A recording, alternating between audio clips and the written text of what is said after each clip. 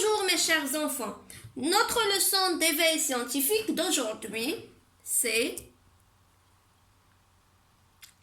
le mouvement des corps, le vent et déplacement vers le haut. L'objectif de notre leçon, c'est découvrir comment déplacer les corps en haut. Pour répondre à cette question, prenez le manuel page 72 et on va essayer de voir l'action du vent sur un moulin en papier. Action du vent sur un moulin en papier. Avant de découvrir cette action, on essaie de fabriquer d'abord un moulin à vent en papier. Observons cette vidéo qui montre les différentes étapes pour fabriquer ce moulin.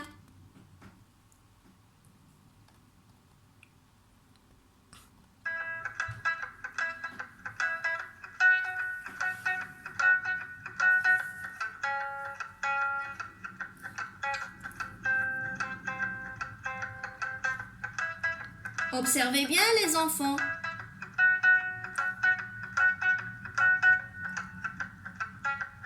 On utilise un papier,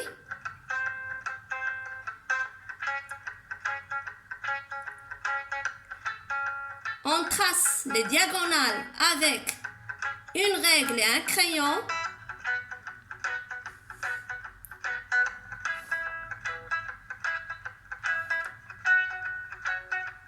On utilise aussi un ciseau.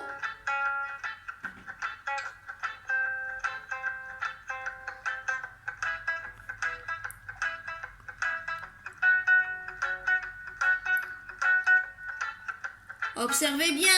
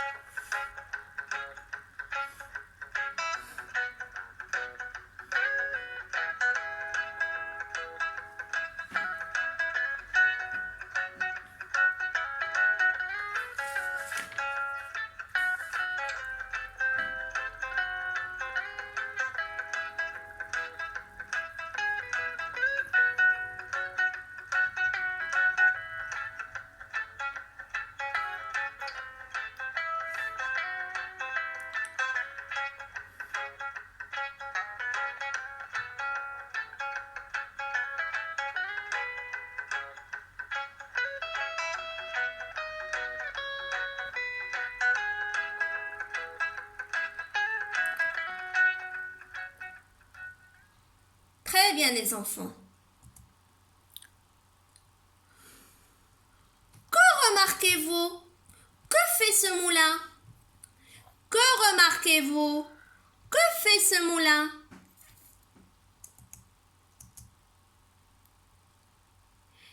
Il tourne. Le vent le fait bouger. Le vent agit sur le moulin en papier et le fait tourner. Le vent donc représente une force. D'après la vidéo, et pour bien comprendre, on va répondre à la question suivante. Je numérote les étapes pour fabriquer un moulin. Première étape, je prépare un carré avec la feuille de papier épais. Deuxième étape, je plie les diagonales. Troisième étape, sur chacune des 4 lignes obtenues, je repère le milieu d'un trait de crayon. Quatrième étape, je découpe en suivant les plis jusqu'au milieu de chaque demi-diagonale. Il ne faut pas couper au milieu. Cinquième étape, je rabatte les pointes vers le milieu du carré. Sixième étape, je pique d'une punaise. Il ne reste plus qu'à fixer le tout à la baguette. Sont trop serrés pour pouvoir faire tourner le moulin. Très bien.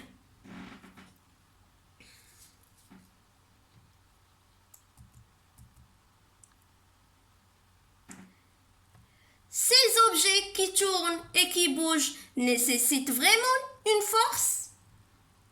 Ces objets qui tournent et qui bougent nécessitent vraiment une force?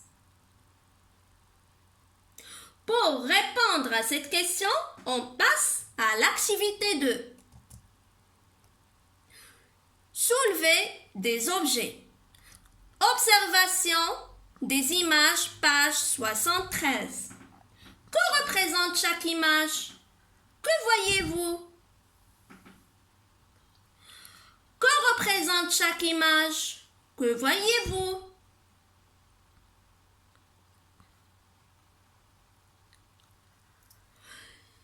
La première image représente un homme qui soulève des haltères. Donc, l'homme provoque un déplacement des haltères vers le haut. Autrement dit, exerce une force sur les haltères.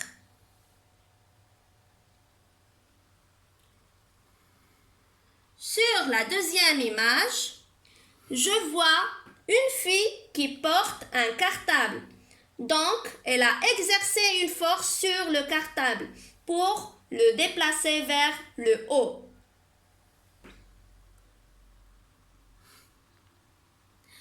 Sur la troisième image, je vois une fille qui prend le téléphone. Donc, le téléphone est déplacé du bas vers le haut par la force qu'a exercée la fille pour le porter.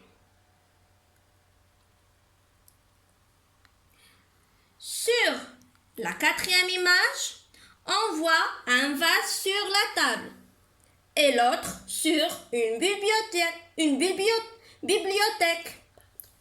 Pardon les enfants.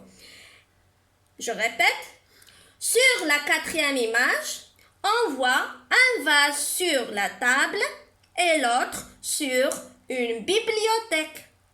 Il n'y a pas de force qui fait déplacer les deux vases. Donc, pour répondre à la consigne suivante, je mets une croix dans le cercle de l'image qui représente un objet déplacé par un corps. Je vais mettre une croix dans le premier cercle, le deuxième cercle et le troisième cercle. Dans le quatrième, il manque l'objet, c'est-à-dire la force ou le corps qui agit sur le vase pour le déplacer. Résumé à retenir.